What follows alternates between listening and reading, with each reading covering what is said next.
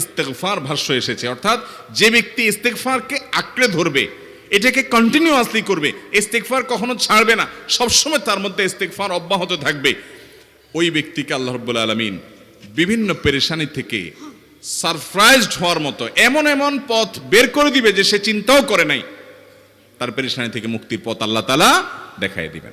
ইস্তেগফার কিভাবে করবেন ভাই? ইস্তেগফার এমন একটা আমল, এটা ছাড়া তো আমাদের উপায় নাই ভাই। ইস্তেগফার আমাদের দুনিয়ার পেরেশানি দূর করবে, আখিরাতের পেরেশানি দূর করবে। দুনিয়ার পেরেশানি আমাদের বিপদ আপদ মুসিবত এগুলো, রিজিকের অনটন অভাব এগুলা, আর আখিরাতের পেরেশানি হলো আমাদের পাপ গুনাহ এগুলা। কোরআনে কারিমে আল্লাহ রাব্বুল আলামিন সূরা নূহের মধ্যে আল্লাহ নবী নূহ আলাইহিস সালাম তার সম্পর্কে বলছেন, ফাকুলতু ইস্তাগফিরু রাব্বাকুম ইন্নাহু কানা গাফফারা ইউরসিলিস সামাআ আলাইকুম মিদরারা ওয়া ইউমদিদুকুম বিআমওয়ালিন ওয়া বানিন ওয়া ইয়াজআল লাকুম জান্নাতিন ওয়া ইয়াজআল লাকুম আনহারা। তিনি বলেন, আমি বলেছি আমার জাতিকে তোমরা ইস্তেগফার করো, আল্লাহর কাছে ইস্তেগফারটা করতে থাকো। রুটি ইনকাম নাই, ব্যবসা খারাপ যাচ্ছে, পেরেশানি হচ্ছে, ইস্তেগফার ধরো, কি হবে? ইন্নাহু কানা গাফফারা। যদি ইস্তেগফার করো, এক নম্বর লাভ হলো আল্লাহ মাফ করে দিবেন গুনাহ। ইউরসিলিস সামাআ আলাইকুম মিদরারা, যাতে ফসল ভালো হয়, রিজিক ভালো হয়, সেই ব্যবস্থা আল্লাহ করবেন। ওয়া ইউমদিদুকুম বিআমওয়ালিন ওয়া বানিন, ছেলে মেয়ে হয় না অথবা ভালো ছেলে মেয়ে নাই, আল্লাহ তাআলা নেক সন্তান দিয়ে তোমাকে শক্তিশালী করবেন, সম্পদ দিয়ে শক্তিশালী করবেন।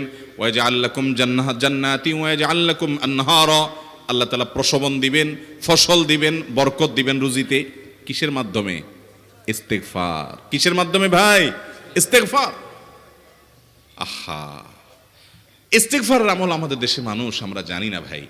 এটাও আরবদেরকে আমি দেখেছি সারাক্ষণ তারা অবসর সময়গুলোতে ইস্তেগফার করতে থাকে, আস্তাগফিরুল্লাহ ওয়া আতুবু ইলাইহি, আস্তাগফিরুল্লাহ আস্তাগফিরুল্লাহ। মানে কি? আল্লাহর কাছে আমি ক্ষমা প্রার্থনা করি, আল্লাহর কাছে আমি মাপ চাই, আল্লাহর কাছে আমি তওবা করি, আল্লাহর দিকে আমি ধাবিত হই, আল্লাহর কাছে আমি ফিরে যাই, আস্তাগফিরুল্লাহ আস্তাগফিরুল্লাহ। আপনি বসে আছেন নিরিবিলি, ভাইরা আমার, এখন আর নিরিবিলি বলতে কোনো সময় নাই, এখন আর ফ্রি টাইম নাই, এখন আর আমাদের অবসর টাইম নাই। আস্তাগফিরুল্লাহ কখন বলবো? মোবাইল টিপতে টিপতে টিপতে টিপতে, ফেসবুকের নোটিফিকেশন দেখতে দেখতে দেখতে, লাইক কমেন্ট গুনতে গুনতে আমাদের এখন কোনো ফুরসত নাই। বাহিরে তো নাই, টয়লেটে গেলেও তখন আমাদের ব্যস্ততা মোবাইল নিয়ে, ফেসবুক নিয়ে, ঘুমাইতে গেলেও আমাদের ব্যস্ততা।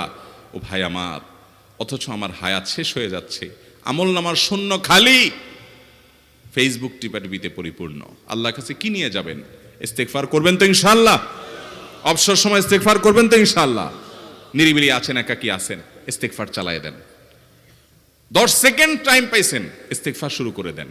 ডাক্তারের কাছে গেছেন, ওয়েটিং এ আছেন, বসে আছেন, ইস্তেগফার করতে থাকেন। সিরিয়াল আছেন কোনো কাজের, ইস্তেগফার করতে থাকেন। ডিউটিতে যাচ্ছেন, গাড়িতে, বাইসাইকেলে, বাইকে, যে কোনো ভাবে পায়ে হেঁটে ইস্তেগফার করতে থাকেন। যে কোনো অবসরের সময়গুলোকে ইস্তেগফার দিয়ে পরিপূর্ণ করে দেন। ভাইরা আমার, ইস্তেগফার সকল সমস্যার সমাধান। ইস্তেগফারের ভিতরে সবচেয়ে শ্রেষ্ঠ ইস্তেগফার হলো সাইয়্যিদুল ইস্তেগফার। সাইয়্যিদুল ইস্তেগফারটা যদি মুখস্থ না পারেন, অন্তত লিখিত ভার্সনটা পড়েন।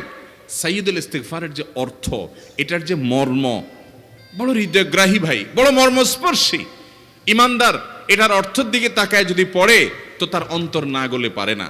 আল্লাহুম্মা আনতা রব্বি, হে আল্লাহ আপনি আমার রব, আপনি আমার পালনকর্তা লাগেন, আপনার সাথে আমার এই সম্পর্ক, আমি আপনার গোলাম, আপনি আমার রব, এই সম্পর্কটা আপনার সাথে আছে।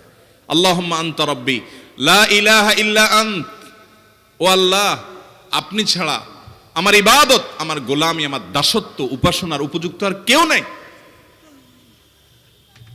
আল্লাহুম্মা আনতা রব্বি লা ইলাহা ইল্লা আন্ত খালাকতানি, আপনি আমাকে সৃষ্টি করেছেন, ওয়া আনা আবদুক, আল্লাহ আমি আপনার গোলাম। দেখেন কিভাবে আল্লাহর সাথে সম্পর্কটার কথা বলা হচ্ছে মুহাব্বতের সাথে।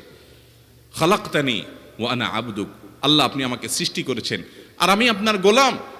ওয়া আনা আলা আহদিকা ওয়া ওয়া'দিকা মাস্তাতা'তু, আল্লাহ আপনার সাথে যে অঙ্গীকার করেছিলাম, আলাস্তু বিরব্বিকুম, আপনি জিজ্ঞেস করেছেন, আলমে আরওয়াহাতে আমরা বলেছি বালা, হ্যাঁ আপনি আমার রব। আপনাকে রব হিসাবে স্বীকৃতি দিয়ে আপনার গোলামি করার যে অঙ্গীকার আমরা করেছি, কালিমাতুশ শাহাদা যে আমরা পাঠ করেছি, এই যে আপনার সাথে কৃত অঙ্গীকার, রব হিসাবে স্বীকৃতি দেওয়ার পর, গোলাম হিসাবে মেনে নেওয়ার পর, আমি আপনার যে গোলামি করার কথা ছিল, ওয়ানা আলা আহদিকা ওয়া ওয়াদিকা মাস্তাতাতু, যতটুকু পারছি আমি সে ওয়াদার উপরে থাকার চেষ্টা করছি আল্লাহ। ওয়ানা আলা আহদিকা ওয়া ওয়াদিকা মাস্তাতাত আবুউ লাকা বিনিআমাতিকা আলাই, আল্লাহ আমি স্বীকার করি আপনি আমার প্রতি অনেক নিয়ামত দিয়েছেন, অনেক নিয়ামত দিয়েছেন, এটা আমি স্বীকার করি। ওয়া আবুউ লাকা বিযামবি, আর আমি এও স্বীকার করি যে আল্লাহ অনেক অপরাধ, অনেক পাপ আমার দ্বারা হয়ে গেছে। ফাগফিরলি, অতএব আপনি আমাকে মাফ করে দেন। ফাইন্নাহু লা ইয়াগফিরুয যুনুবা ইল্লা আনতা, কারণ আপনি ছাড়া আর কেউ গুনাহ ক্ষমা করতে পারবে। ভাইরা আমার, অর্থের দিকে লক্ষ্য করে করে, মর্মটা বুঝে বুঝে একটু সাইয়্যিদুল ইস্তিগফার পড়েন, লেখা দেখে দেখে পড়েন, ইউটিউব থেকে দেখে দেখে পড়েন, কিন্তু পড়েন।